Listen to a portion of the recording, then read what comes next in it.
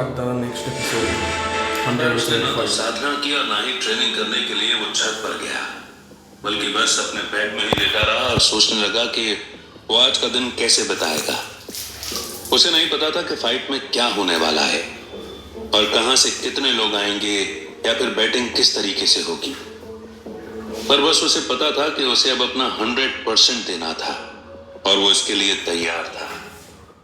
थोड़ी देर बाद वो बेड में से उठा और फिर बाहर जाकर नाश्ता बनाने लगा। जब वजीर अपने कमरे से बाहर आया तो आदित्य को किचन में देखकर हैरान था और उसने आदित्य से पूछा कि क्या वो आज ट्रेनिंग नहीं कर रहा है।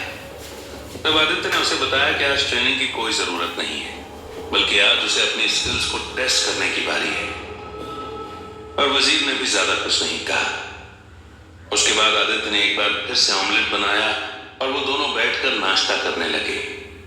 जब वो नाश्ता कर रहे थे तब वजीर के पास बख्शी सर का फोन आया और उन्होंने उसे कहा कि कंपटीशन 10 बजे स्टार्ट होगा, इसलिए वो 9:30 बजे तक वहां पर आ जाए। तब वजीर ने उन्हें हाँ कर दिया और ये भी कहा कि वो अपने साथ जुबेर को भी ले आएगा। जब वजीर ने फोन काटा तो आदित्य को आखिरकार इतना तो क्लियर हो गया था कि कंपटीशन कितने बजे शुरू होने वाला है और वहां पर कौन कौन रहेगा। वो स्पेक्युलेट करने लगा कि उन लोगों के अलावा वहां पर और कौन कौन होगा कि तभी उसके फोन पर सुशील का फोन आने लगा। वो थोड़ा घबरा गया, लेकिन फिर भी उसने फोन उठाया और तब सुशील ने उसी तरह अपनी अकड़ती हुई आवाज में आदित्य को बताया कि वो 10 बजे तक किसी भी हालत में वहां पर पहुंच जाए, वरना उसके लिए ठीक नहीं होगा। वो फिर से उसे धमकियां देने की कोशिश करने लगा, लेकिन आदित्य पर उसका कोई असर नहीं हुआ और आदित्य ने जल्दी से फोन काट दिया। आदित्य ने जब घड़ी में देखा तब सुबह के 8:30 बज चुके थे। तो वजीर ने उसे कहा कि पहले वो यहां से निकल जाएगा और फिर आदित्य अपनी कार में धीरे से बैठकर वहां पर आ जाए, ताकि किसी को भी इस बात का शक नहीं हो कि वो वजीर के साथ रह रहा है या उनका आपस में कोई कनेक्शन है। उसने आदित्य को यह भी याद दिलाया कि किसी भी मोमेंट पर उसे अपना पर्दाफाश नहीं करना है और किसी को भी यह नहीं बताना है कि वजीर या जुबेर इन सबसे मिले हुए हैं। आदित्य इस बात को अच्छे से समझ गया था और फिर थोड़ी देर बाद वो नहा धोकर तैयार हो गया। आज उसने सूट या फिर शर्ट पैंट नहीं पहने, बल्कि वजीर ने उसे मार्शल आर्ट्स वाली यूनिफॉर्म लाकर दे दी और आदित्य ने उसे ही पहन लिया। वो ब्लैक कलर की थी और उसके पीछे एक रेड ड्रैगन का सिंबल बना हुआ था और उसके लोअर में भी इतनी कंफर्ट थी जितनी आदित्य को फाइट के दौरान चाहिए थी। उसे पहनकर वो थोड़ा रिलैक्स फील कर रहा था। फिर जैसे ही 9 बजे तब वजीर ने आदित्य को कहा कि वो यहां से निकल रहा है। यहां से जाकर वो जुबेर को पिक करेगा और फिर बख्शी विला पर ही उससे मिलेगा। तब आदित्य ने उसे बाय बोला और वजीर ने उसे गले लगाकर फिर से कहा कि वो जरूर जीतेगा और अल्लाह उसके साथ है। इस बात को सुनकर आदित्य ने स्माइल की और फिर वजीर वहां से चला गया।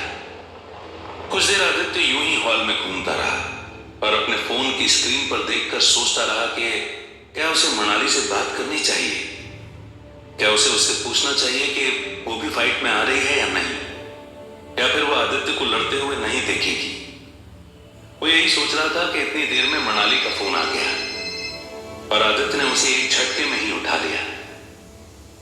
मनाली ने उसे बताया कि अनुराग ने उसकी पूरी फैमिली को प्रॉपरली इनवाइट किया है और वो बस थोड़ी देर में ही निकल रहे हैं। जहां तक मनाली को खबर आई है उसके हिसाब से बख्शी विला पर फाइट को देखने बहुत सारे लोग होने वाले हैं, पर उनके बारे में मनाली को कोई इंफॉर्मेशन नहीं थी कि वो कौन है। लेकिन वो इस बात को लेकर श्योर थी कि वो लोग उस कैटेगरी के लोग होने वाले हैं जिन्हें फाइट देखना और करवाना पसंद है और आदित्य को बस इस बात का ध्यान रखना है कि वो किसी से भी कुछ ना कहे और कोई भी फालतू का पंगा ना ले। आदित्य ने उसकी बात को मान लिया और फिर उसने बेस्ट ऑफ लक कहकर फोन काट दिया। घड़ी में जब 9:30 बज गए तब आदित्य ने अपने हाथ में सर्वशक्ति के फल और कल पार्क चलाए हुए फलों को एक थैली में डाला और उसे लेकर वो घर से बाहर निकला। उसने कार में बैठने से पहले आसमान में देखा कि वहां पर सूरज अच्छे से चमक रहा है और ठंडी हवा में उसे अच्छी गर्मी दे रहा है। आज का दिन सुहाना था और उसकी शुरुआत भी बहुत अच्छी थी, लेकिन आगे क्या होने वाला है वो यही बात सोच रहा था। और इसी बात को सोचते हुए वो अपनी ब्लू एम्बेसडर में बैठा, जहां उसने फलों को पीछे वाली सीट पर रख दिया और फिर बख्शी विला की तरफ चलने लगा। कार चलाते वक्त आदित्य बहुत नर्वस था बिल्कुल ऐसा फील कर रहा था जैसे कोई बच्चा अपनी एग्जाम देने जाता है। ये उसके लिए किसी अग्नि परीक्षा से कम नहीं था और उसे हर कीमत पर इसे पार करना ही था। जब बीच में वो गाड़ी को सिग्नल पर रोक रहा था तब आंखें बंद करके मेडिटेट कर रहा था और अपनी नर्वसनेस को कम करने की कोशिश कर रहा था। उसे थोड़ी कामयाबी तो मिल रही थी पर फिर भी वो पूरी तरह से सक्सेसफुल नहीं हो पा रहा था। तब उसके दिमाग में आया कि जब तक वो अपने डेस्टिनेशन पर नहीं पहुंच जाएगा तब तक वो ऐसा ही फील करता रहेगा। इसी बात को सोचकर उसने कार की स्पीड बढ़ा दी और 15 मिनट बाद ही वो बख्शी विला के करीब पहुंच गया। जब आदित्य बख्शी विला के बाहर पहुंचा तो उसने देखा कि वहां पर बहुत सारी कारें खड़ी हुई हैं और जब उसने थोड़ा गौर किया तो उसे वो कारें बिल्कुल वैसे ही लगी जैसे उस दिन ऑरेंज क्लब के बाहर खड़ी हुई थी। सब ऊंचे ब्रांड की गाड़ियां थीं और बहुत ही ज्यादा सिक्योरिटी गार्ड्स वहां पर खड़े रहकर पार्किंग को हैंडल कर रहे थे। उसे वहां पर बहुत सारे लोगों की भीड़ दिख रही थी जैसे कि वहां पर कोई पार्टी चल रही हो। आदित्य को ये बिल्कुल भी समझ नहीं आया, लेकिन फिर भी उसने ज्यादा उन कार्स पर या फिर उनके ओनर्स पर ज्यादा ध्यान नहीं दिया।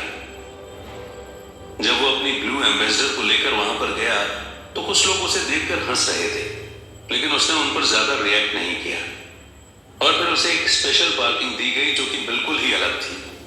उस पार्किंग प्लेस में उसके आसपास कोई नहीं था और वहां पर बस एक टेंट लगा हुआ था जिसमें शायद उसे रुकना था। वो कार से उतरा और फिर उस टेंट के अंदर चला गया। वहां पर पानी की बोतलें, जूस, एक आईना और कोने में एक बेड लगा हुआ था जैसे वही आदित्य के रहने की जगह थी। आदित्य वहां से निकलकर फिर बख्शी विला के अंदर जाने लगा तो उसे वहां पर एक गार्ड ने रोका और फिर अपने साथ आने का इनविटेशन दिया। जब आदित्य उस गार्ड के पीछे गया तो उसने देखा कि वो उसे उस जगह से बिल्कुल अलग ले जा रहा है जहां पर दूसरे लोग नहीं जा रहे थे। आदित्य को कुछ समझ नहीं आया, लेकिन फिर जब वो उसके साथ विला साइड की तरफ जाने लगा तब उसे समझ आया कि वो शायद उसे दूसरे रास्ते से मीटिंग रूम की तरफ लेकर जा रहा है। कुछ 2 मिनट बाद ही जब वो टर्न हुए तो आदित्य को सामने मीटिंग रूम दिख गया और फिर उस गार्ड ने उसे आगे जाने को कहा। फिर आदित्य ने गेट पर बिना नॉक किए ही उसे खोला और वो अंदर चला गया। मीटिंग रूम अभी भी उसे भरा हुआ ही लग रहा था और वहां पर वो सब लोग बैठे हुए थे। एक लाइन में बख्शी परिवार बैठा हुआ था लेकिन उनके साथ अनामिका नहीं थी। उसके बाद मृणाली का पूरा परिवार, जुबेर, वजीर, गौतम, अनुराग, निखिल और फिर मेन टेबल हेड पर बख्शी सर बैठे हुए थे जिनके पीछे एक आदमी काले कपड़ों में खड़ा हुआ था और ऐसा लग रहा था जैसे वो एक वकील है। सब आदित्य की तरफ ही देख रहे थे और गौतम और सुशील को तो उसके गेटअप को देखकर हंसी भी आ रही थी, लेकिन वो बस अपने आप को कंट्रोल कर रहे थे।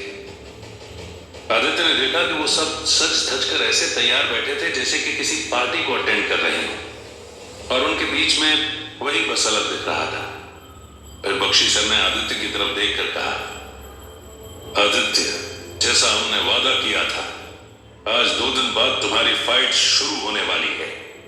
मुझे पता है कि तुम्हें बहुत कंफ्यूजन हो रहा होगा कि इतने सारे लोग यहाँ पर क्या कर रहे हैं और बाहर भी इतने सारे लोग क्यों हैं। तो मैं तुम्हें इस बात को बता देना चाहता हूं कि हम तुम्हारी फाइट से रेवेन्यू जनरेट करने की कोशिश कर रहे हैं ताकि जिन भी फाइटर्स को हमने स्पेशली बाहर से बुलवाया है हम उन्हें पैसा दे सकें। उसके लिए हम तुम्हारी फाइट पर बेटिंग भी करेंगे और कुछ एलीट लोग जो फाइट को देखना एंजॉय करते हैं हम उनसे फीस लेकर तुम्हारी फाइट भी उन्हें दिखा देंगे। अगर इससे तुम्हें कोई प्रॉब्लम है तो तुम अभी कह सकते हो, वरना हम आगे प्रोसीड करते हैं। बख्शी सर रुके और आदित्य के जवाब का इंतजार करने लगे, लेकिन जब आदित्य ने कुछ नहीं कहा तब बख्शी सर ने आगे कहा, ठीक है आदित्य, अगर तुम्हें कोई ऑब्जेक्शन नहीं है तो हम दूसरी चीज करते हैं। यहां पर मेरे पास कॉन्ट्रैक्ट की 2 कॉपी हैं जैसा तुमने डिमांड किया था। इस कॉन्ट्रैक्ट पर साफ साफ लिखा है कि अगर तुम जीतते हो तो तुम अमित को अपने साथ यहां से ले जाओगे और उसके बाद तुम कभी भी हमारे परिवार से कोई भी रिश्ता नहीं रखोगी। लेकिन तुमने ये नहीं बताया था कि तुम हारने पर क्या करोगी, इसलिए हमने उसके कंडीशंस खुद ही ऐड कर लिए हैं। अगर तुम हारते हो तो तुम्हें अपना सिर खुद काट कर हमारे पैरों में रखना होगा, क्योंकि तुमने हमारे परिवार से गद्दारी करने की कोशिश की है। इसके अलावा हम तुमसे कुछ भी डिमांड नहीं कर रहे हैं। विटनेस के रूप में तुम मेरे साइन ले रहे हो और इस बात के लिए कंफर्म करते हो कि जीतने और हारने दोनों के ही टर्म्स हम सबको एक्सेप्टेबल हैं। तभी हम आगे बढ़ सकते हैं। अगर इस पर भी तुम्हें कोई प्रॉब्लम है तो कहो, वरना यहां पर आकर तुम और सुशील इस कॉन्ट्रैक्ट पर साइन करके इसे लीगल बनाओ। बख्शी सर की बात सुनकर आदित्य ने एक पल के लिए कुछ सोचा और वो अपनी नजरें इधर उधर घुमाते हुए मृणाली की तरफ देखने लगा, जो उसकी तरफ ही देख रही थी। उसे वो बहुत ही चिंता में दिख रही थी, लेकिन आदित्य को पता था कि उसे कुछ भी नहीं होगा। फिर उसने उसे देखकर गर्दन हिलाई और उसे रिलैक्स करने को कहा। फिर वो बख्शी सर की तरफ बढ़ने लगा। वो वहां पहुंचा और उनके सामने रखी कॉन्ट्रैक्ट की दोनों कॉपी पर उसने अपने साइन किए। फिर सुशील ने उस पर साइन किए और जब बख्शी सर ने उन दोनों पर साइन कर दिए, तब एक कॉपी उस वकील ने आदित्य को दे दी और एक खुद के पास रख ली। उसके बाद आदित्य अपनी जगह पर आ गया और फाइट के रूल्स को सुनने का इंतजार करने लगा।